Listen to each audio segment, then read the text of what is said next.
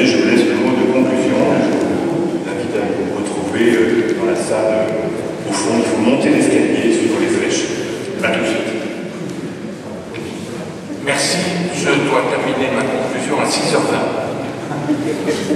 Donc, je l'ai terminé. Je ne ferai donc pas de conclusion, mais je vais faire quelque chose de parfaitement subjectif, qui est de prendre dans chaque intervention une phrase ou deux qui m'a particulièrement intéressé ou interpellé, comme on dit. Vous aurez sûrement des choix différents. Vous me pardonnerez ce privilège du micro. En ce qui concerne Monseigneur Castet, il y a deux points que j'ai trouvé, en tout cas pour moi, novateurs. Le premier, en tout cas, c'est la présentation de la subsidiarité comme émanant de Dieu lui-même.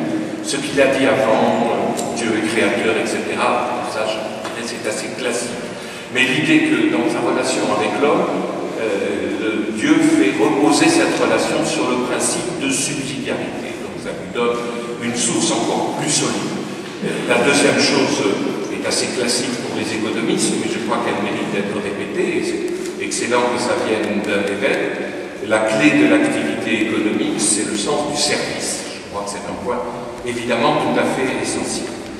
En ce qui concerne Gérard Doris, sur deux points j'aurais aimé réagir. D'abord, lorsqu'il nous a parlé du souci de garder la réputation, qui oblige dans un certain nombre de cas à être honnête, très bien, et d'autre part, il a expliqué ensuite qu'il y avait des cas où justement cette obligation ne jouait pas. Je laisse de côté ce deuxième point. Mais sur le premier, le fait que le souci de garder la réputation nous oblige à être honnête ne me semble pas pour autant dévaloriser l'honnêteté elle-même et l'honnêteté de cette personne. C'est un peu débat qui avait été ouvert par Kant, pour ceux qui ont quelques souvenirs scolaires de philosophie, avec le fameux marchand avisé.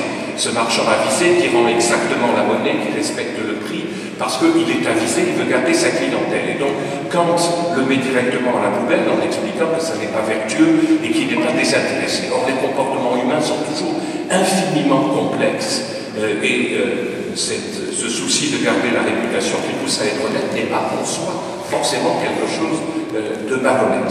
Pour le dire autrement avec les mots de saint Thomas, Dieu seul est parfaitement libéral. Au sens de libéralité, évidemment, vous m'avez compris ce que je voulais dire. Deuxième remarque sur Gérard Doris, ce qu'il nous a suggéré dans cet échange tout à fait extraordinaire et inégal entre Dieu et l'homme, où Dieu prend notre nature humaine et nous donne sa divinité. Vous avez parlé de ça. Et c'est un élément qu'on retrouve même dans la liturgie, on retrouve ça dans les vêpres du 1er janvier, au admirabile commercio, au admirable commerce. C'est un commerce, cet échange où Dieu nous donne sa divinité, nous prend notre pauvre humanité. Or, d'un certain point de vue, certains économistes pourraient dire qu'il n'y a pas d'échange plus inégal que celui-là. Pourtant, aux yeux de Dieu, il lui plaît, me semble-t-il. En ce qui concerne Jean-Didier de Caillon, il y a beaucoup de choses très intéressantes qui ont été dites, mais je pense qu'il y a deux points peut-être qu'on pourra avoir l'occasion d'approfondir. C'est le passage où il a parlé du lien avec la mondialisation. Et qu'est-ce que la mondialisation change à la nature de ce qui est le prochain en particulier. Je crois que c'est un point très important. Et l'autre aspect, puisqu'on a parlé de subjectivité de la valeur dans l'échange, il a parlé aussi de la subjectivité du don. Et je crois que c'est encore plus vrai dans le don que dans l'échange. En ce qui concerne Jacques Michaud, l'État-providence n'est pas fille de l'Église, j'ai bien entendu. Léon XIII, avant même la création de l'État-providence, nous avait mis en garde contre cela, et dans Rerum Novarum, on trouve un passage où il dit qu'on n'en appelle surtout pas à la providence de l'État, car l'État est postérieur à l'homme, et l'État notamment n'a pas à entrer dans le sanctuaire de la famille. C'était prophétique.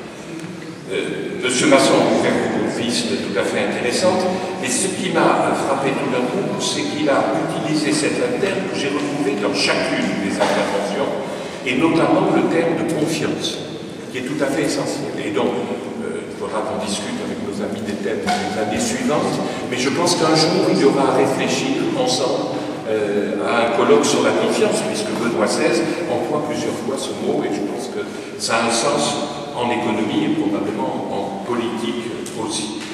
Enfin, à propos de ce qu'a dit Thierry Boutet, deux choses. La première, je pense qu'il n'y a aucune ambiguïté dans son esprit, mais j'insiste parce qu'il trouve que ce matin on a eu une réunion des économistes catholiques, donc interne à notre groupe, et le sujet c'était individualisme et bien commun.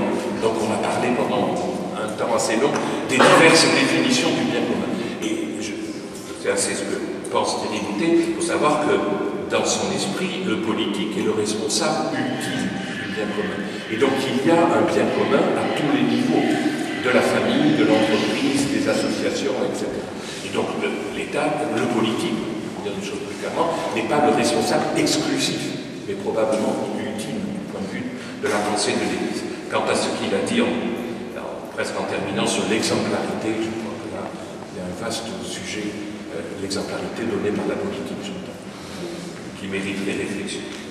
En ce qui concerne maintenant un mot très rapide de remerciement, je veux remercier en votre nom d'abord la paroisse Saint-Pierre-au-Caillou qui nous accueille dans des conditions, je crois, de travail tout à fait acceptables, remercier tous les conférenciers, remercier les participants pour leur patience et pour les questions qui ont été posées, et puis remercier tous ceux qui ont participé à l'organisation matérielle, donc l'équipe de la Fondation de services politiques autour de Philippe de Saint-Germain et l'Astrid